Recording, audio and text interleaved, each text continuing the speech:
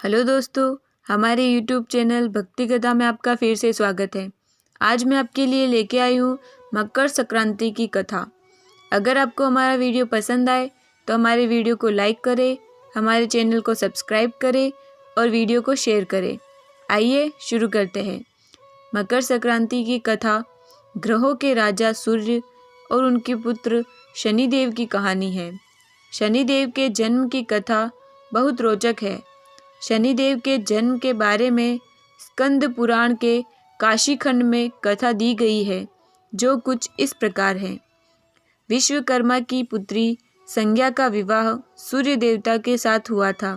संज्ञा बड़े कोमल स्वभाव की थी, जबकि सूर्यदेव प्रचंड तेजवान थे। संज्ञा सूर्यदेव के तेज को बड़े कष्ट से सहन कर पाती थी। सूर्य देवता का तेज बहुत अधिक था, जिसे लेकर संज्ञा परेशान रहती थी। वह सोचा करती थी कि मुझे किसी तरह तप आदि से सूर्यदेव की अग्नि को कम करना चाहिए। जैसे जैसे दिन बीतते गए, संज्ञा के गर्भ से वैवस्वत, मनु, यमराज और यमुना 3 संतानों ने जन्म लिया। संज्ञा अब भी सूर्यदेव के तेज से घबराती थी। फिर एक दिन परेशान होकर उन्होंने निर्णय लिया कि वे तपस्या कर सूर्यदेव के तेज को कम करेगी। लेकिन बच्चों के पालन पोषण के लिए और सूर्यदेव को इसकी भनक न लगे, इसके लिए उन्होंने एक युक्ति निकाली।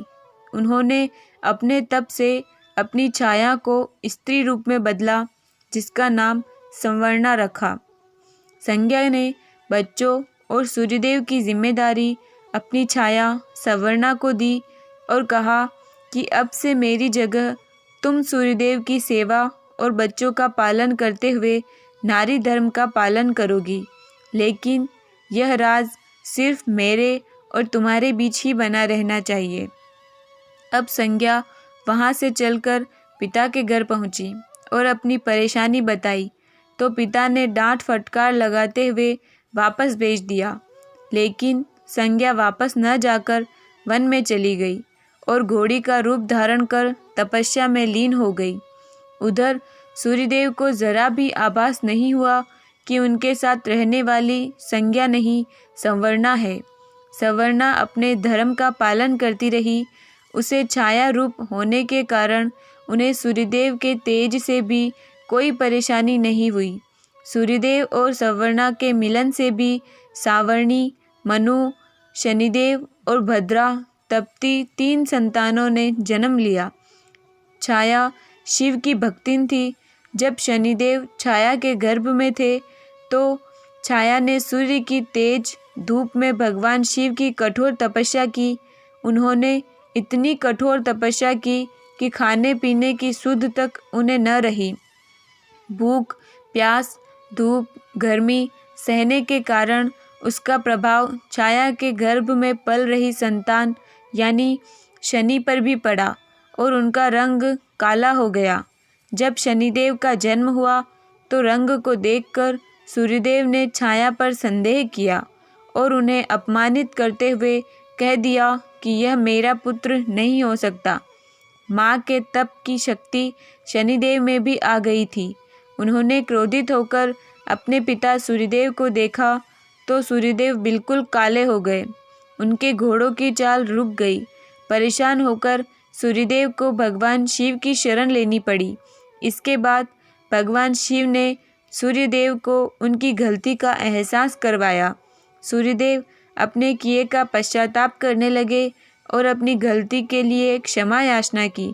तब उन्हें फिर से अपना असली रूप वापस मिला।